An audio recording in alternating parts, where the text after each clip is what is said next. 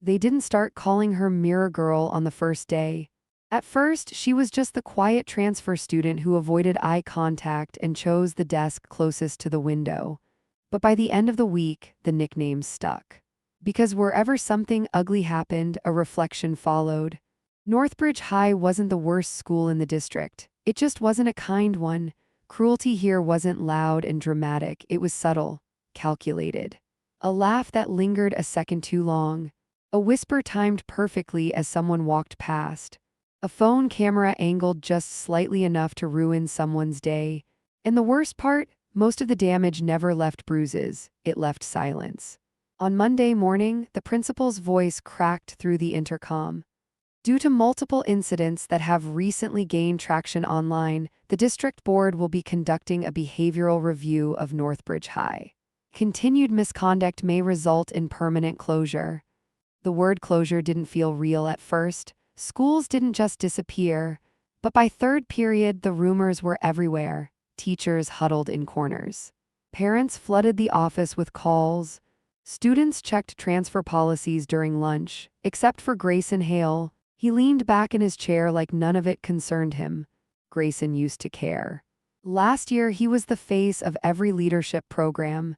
Debate captain, honor student. The kind of guy teachers trusted with responsibility until the scandal. There had been a girl named Serena Vale. She believed culture could shift if someone dared to start it. She organized kindness drives, anonymous appreciation walls, peer support circles. And for a while, the atmosphere at Northbridge changed. People smiled more. Conflicts cooled faster.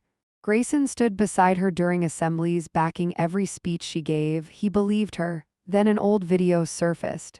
2 years old, Serena in middle school mocking a classmate's weight. Laughing while someone filmed it, encouraging others to join. The clip was short, but the damage was permanent. Within 48 hours, her reputation collapsed. Within 72, she was gone. No explanation, no defense. Grayson never admitted it out loud, but betrayal stung worse than humiliation. He didn't just feel fooled. He felt exposed.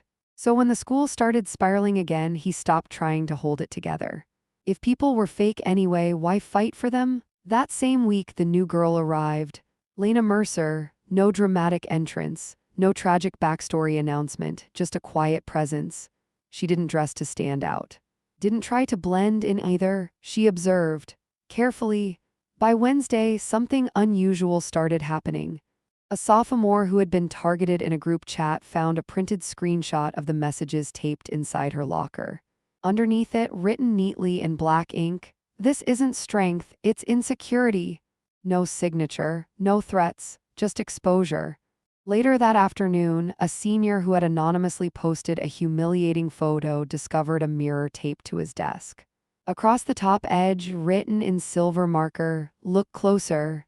People laughed at first, thought it was a prank, but then more appeared, mirrors, printed receipts of deleted posts, quotes placed precisely where certain students would find them.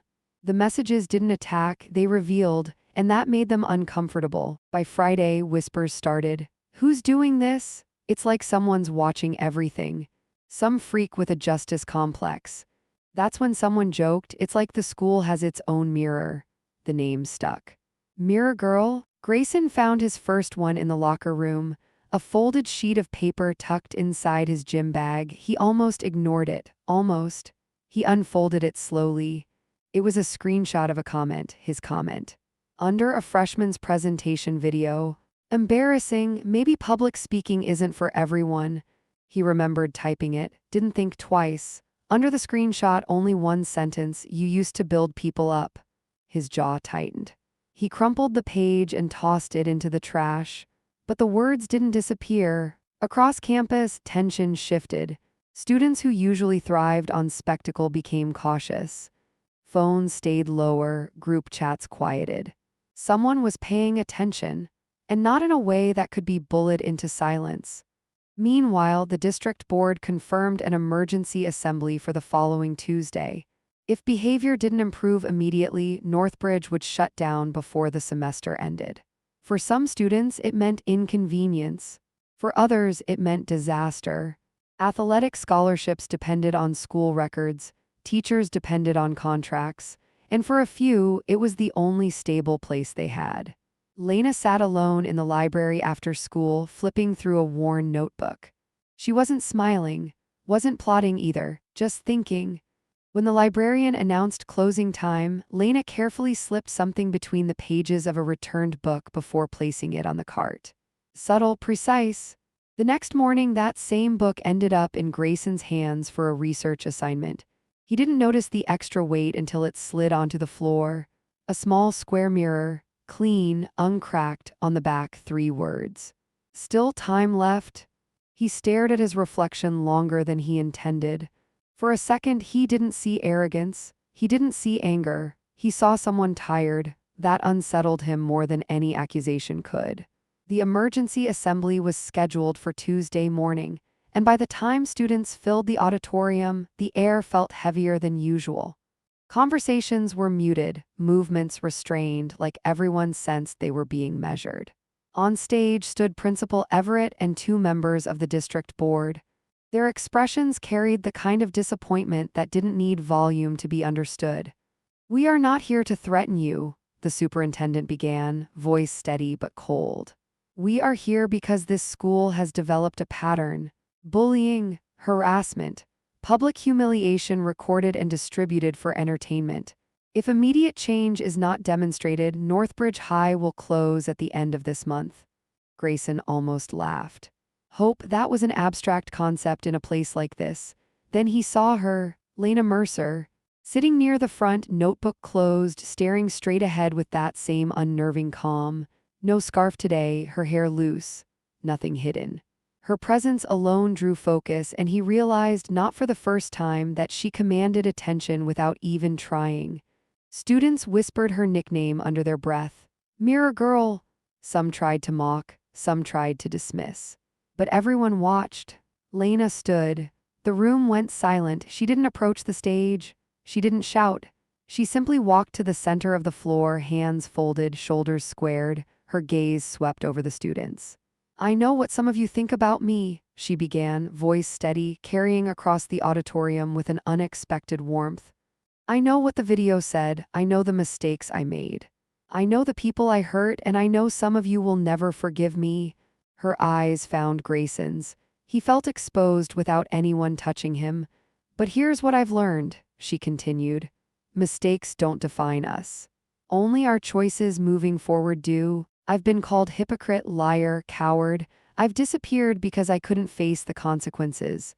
But hiding doesn't fix anything. It just makes the problem bigger." A hush settled over the room. Even the usual troublemakers were frozen, not daring to interrupt. Her words didn't lecture. They didn't accuse. They simply reflected reality so sharply that the audience couldn't look away. "I started small," she said, gesturing to her notebook. "Notes, messages, small reminders that someone sees you, that someone cares. And for those who feel invisible, sometimes small gestures can change everything." She opened the notebook and held it up. The pages were filled with handwritten quotes, reminders, drawings, even lists of random acts of kindness. "Every single one of you can do this. You can change this school. Or at least choose not to destroy it." Grayson's pulse quickened.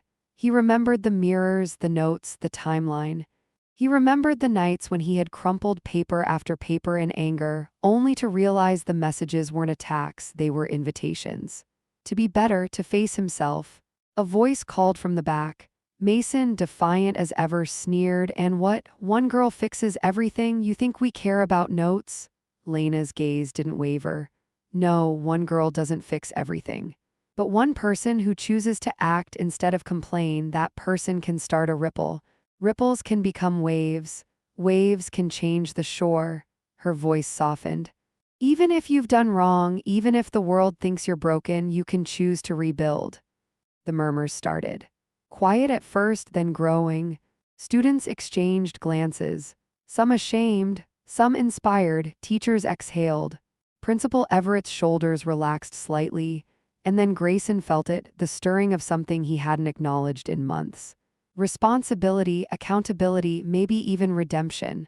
The superintendent stepped forward, watching Lena. Do you all hear her? The choice is yours. Northbridge is on the brink, but it isn't over. Not if you act. In that moment, something shifted. Mason lowered his head, others straightened. Grayson felt a pressure in his chest, not from guilt but from understanding. He had to act. The school wasn't just bricks and lockers.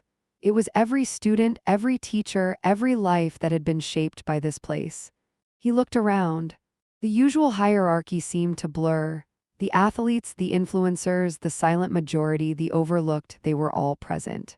All accountable, and all capable of deciding right now who they wanted to be. Grayson took a deep breath, stepped forward, and without thinking, held up the first mirror he had ever found, the one taped inside his locker. He faced the crowd, then reflected their own faces back at them. A ripple of recognition passed through the room. Everyone paused. Everyone saw themselves not as labels but as people with choices. Lena stepped beside him. "You can't wait for change," she said softly. "You have to be the change." One by one, students moved toward the stage, bringing notes, mirrors, small messages of reflection. The auditorium transformed from a place of fear into a space of participation. Chaos became collaboration. Laughter returned, not cruel but shared. Hope wasn't loud. It was steady, growing quietly in pockets across the room. By the time the last bell rang, Northbridge High hadn't just survived. It had been given a chance to start anew. The superintendent delayed the closure, citing improved behavior and evidence of student-led initiatives. Teachers who had doubted themselves now believed in the students. Students who had doubted themselves now saw potential in each other. Grayson walked out last, looking back at Lena. "You really did all this alone," he said, almost in disbelief. She shrugged, a small smile tugging at her lips. "Alone? Not really. I just reminded them who they could be." He nodded slowly. "And you reminded me too?" She didn't answer. She didn't need to. The ripples were already spreading. The school, once poised on the edge of collapse, was alive again. Outside, the sun was low. The air smelled faintly of rain and possibility. Students filed past the empty football field, voices carrying in the wind. Grayson lingered, staring at the horizon. Reflection, he realized, wasn't punishment. It was an opportunity. And the real test wasn't in avoiding mistakes. It was in choosing every single day to be better. Lena walked beside him. "Next week," she said, "we start small again. New notes, new messages. Some may ignore them, some may listen. That's fine. That's how change works." He glanced at her, understanding for the first time the full weight of the nickname she had earned. "Mirror Girl," he whispered, recognition, not mockery. They walked together toward the school, toward the empty halls that now held possibility, toward a future built not on fear or gossip, but on reflection, accountability, and quiet, unstoppable change. The campus was alive again. And this time, no one wanted to destroy it.